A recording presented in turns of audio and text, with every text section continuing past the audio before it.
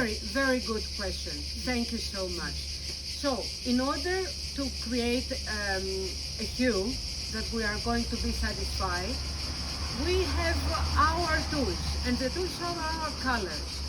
I have given you different reds, different blues, and different greens. You see, I haven't put any ready-made green, no ready-made purple, no browns, nothing. You can create them.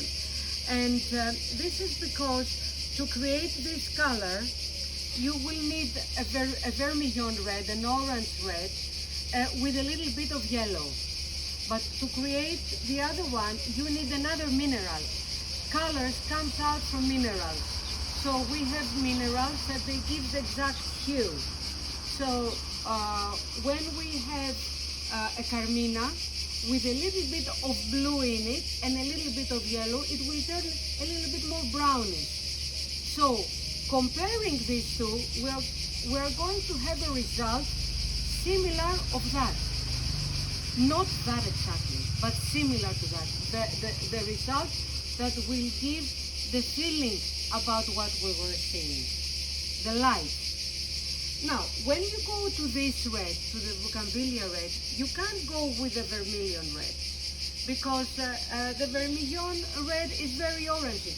This red has in purple, so you might go to a magenta or into a carmina, and you will create the different colors and the different brightness by adding more blue, less blue, perhaps a little bit of carmina, a little bit more of magenta, a little bit of white, more cobalt, more ultramarine blue, just to have the result that will give you the feeling of the light. So how would we be expected to know which blue might create that, or is it just experimentation? Just experience. Okay, that's fine. Just it's research. Yeah. Creativity, believe me, it includes the research. You have to question yourself. You can't go, just using the rules,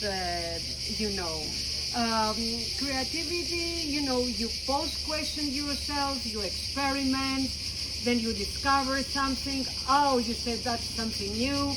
And then you go back and you pose questions to yourself about your older beliefs. And this is a real moment that art is created. That special moment of discovery. Okay, you just, it's like triggering your imagination. So keep searching. Okay, this will create, creativity. It's about very open mind. Discovering things create, open mind. And believe me, people who are, on power, they don't like creative minds. Okay, you know that. So back to colors. So here I have an example to show you how colors are moving. Here I have a lemon yellow, and here I have a cobalt blue. So what I do is when I go towards horizontally, go like that, is by adding more blue. Here are 50-50. Here is a little bit of blue, more blue, and you go like that. So it is with more yellow and less blue. This is more blue, less yellow. So you understand how the movement is going. This is the change of the hue. And imagine that here I have only two colors, but you have 3 yellows and 4 blues. That means that going like that, you can create so many different colors.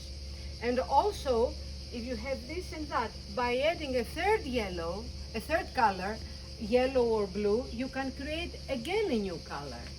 So with a variety of the basic colors I have given you, You have the range of all the soft and earthy blues. You have the wilder blues that you can make with the cerulean. You have all the turquoise range that you can create with the colors I've given you. But when we go like that, we go vertically, this is the tone. This is the same color with a little bit white and more white. More white, this color by adding white. This color by adding white. So that means that here I have the tone, the value I was telling you. But what is very important to understand is that this color here and this color here, or this color here and that color here or there, they don't have only difference of tone, they have difference of hue. What does this exactly mean practically? When you have two colors and you change the percentage of the quantity of each color, you create a new hue. And when you create a new hue, then you can go and add some white or a little bit of water when you are doing watercolors, or even white. So you will have also a brighter color, but with a new hue. Don't make one color and this one color that you made, just put and add more white. Just change the percentage of the ingredients, create a new hue, and then you go and you put in more white. This will give you an amazing variety of hues. So your painting is going to become much more interesting. Let's say you have, you are doing some greens, because you have thousands of greens. You go with the blue and the yellow. And after you go with the blue and the yellow, if you want to make a brighter green, just change the quantities, the percentage of the colors, and then add white.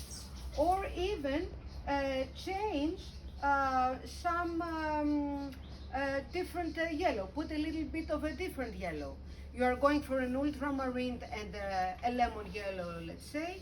If you want to make it a little bit different and brighter, go also and add the medium yellow. Or if you want it darker, go and add some Prussian in it. Change the percentage and then add your white to make brighter tones. So this will turn very interesting with your painting. So this is the basic thing you have to remember. Change the percentage of the colors. Try to get them, you know, and experiment with them.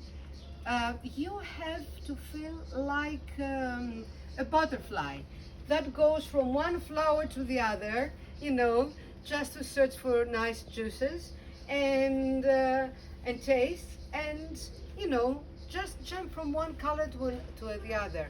Or it is like when we're cooking and we have some new spices that we don't know. We don't know, for example, the cayenne pepper, how strong it is. So we put a little bit, we taste it, we don't like it, we throw it, we go for another. You know, so it's like cooking. You have to taste your ingredient, put it, taste it, see the quantity, how it goes, if it matches with the taste that you want to create, and then go on. So one is this, and the other, don't get tired with one color. Put the others that they are next to it.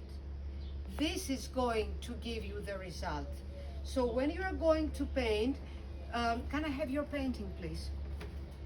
Thank you. Now we have this brown. To be sure about the quality of this brown, if it is correct, here we can see that it's quite dark and nice brown because we compare it with white. But what might happen if here I put a darker green, and how this green will react with this green? So you understand what I mean, is that here you might have to change this, or change that to a brighter or darker color to make your colors pop out, to reveal. You understand? So this is compared with that, this is compared with that. Until this color is gone here, we can't finish this. So work in neighborhoods, in areas. Let's say, okay, I'll make the tree, but I also am going to put a little bit of here. So I know where I'm going. I can't have this finished until I put some color here. Okay. Would you like to ask something? Come on, come on. Okay, browns and grays. Yes. I'm just wondering, well, presumably to make grays, you sometimes have to use black. No. No, never. Okay, so Well, browns and grays. black and white are neutral colors. In the during when we work with a computer, we are working with light, because color, what is color? Color is light. If we don't have light, we don't have colors. Okay, but we are using pigments to make colors. So white and black are neutral colors. You see, I am talking about the color, the white, that I put in the colors, but I'm also telling you change the hues, change the hues. Just not take one color and make it brighter and brighter and brighter by just adding white. Okay, so that means that when you have, and this is a very good question because it gives me the ability to talk about the saturation. When you have two colors, a yellow and a blue, whatever yellow, whatever blue, we have two colors. As long we have the two colors, we have saturated colors. When the third color appears, as let's say a red into the greens, then the third color, the third basic that comes in, starts to change the saturation, minimizes the saturation, makes it more dull. So when we have the three basic colors, and always yellow and blue are more, we have the browns. When they are almost equal, the three basic colors, when we mix them, we are going to the grays. You understand? So equal amounts go to the grays. Equal amount of the three basics, Yep, will give you a black, and adding white, you are going to turn in a gray. Okay. And if you have more blue, it's going to look a bluish gray. If you have more yellow, it will look like a greenish gray. If you have more red, it would look like a brownish gray. More red, like a brownish gray. So it's according to the quantities and the strength of the colors that they are in there. okay. And then what you said about achieving browns was... It's when you put the three basic colors together. Yeah. But yellow and red are more and blue is less. Yeah. Then you have the quality of the browns. You understand? Yeah, Because when you have yellow and red, you are going to have an orange. yeah, yeah. When you add blue in them, they will turn brownish. Okay. If you put equal blue in it, it will turn black. Not gray? And let's say a kind of black, no, dark. So this will react as your black in your painting. You are going to create a dark color similar to black, not black, and it will give the dark areas of your painting. If you add to this white, you will understand what gray you are making. Okay. So let's go and discover color qualities, and I will be here to help you and happy to help you. Okay, is something that you would like to ask? Something that you have experienced and you weren't satisfied? Yeah?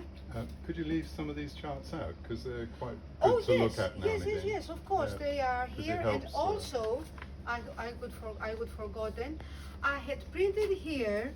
I'm not advertising talents, eh? Okay, I'm not taking any money from talents, but just to help you, I had put the color chart, the color list, and I have put here all the colors in they are noted, the colors that you use here. Yeah. So, you know, just for a little help, Thank you. yeah, just for a little help to know what colors you were using here. Oh, Okay? yeah, I'm right. You're welcome. So, And good luck. Just one other question. Yes, yes, sure. Painting very fine things on your picture with a very thin brush. Yes. I know a couple of people discussed with me as well. Is very difficult to do. Is there any advice or tips on how to Keep get your it right? breath. Keep your breath. Hold back. And close your eyes. And close your eyes. Well, listen, I use a lot, as you see, I Yeah. make many things linear in my Yeah. paintings. And I very usually come upon this problem with very Yeah. thin lines and delicate lines. Well, you can go in different ways. You have just, and this is also, thank you for asking this, because this is another thing that is very important. When we are talking about lines, sometimes the most frequent thing that comes in our mind is that line is something dark. What I also do when I have to do with bright lines, I put a bright line and then I go and I make the dark lines right and left. So I have the brightness, because colors, they have transparencies, and usually it's very difficult to make a line, a very bright line that will lay upon dark colors. So I have to put white to make it more opaque, the color,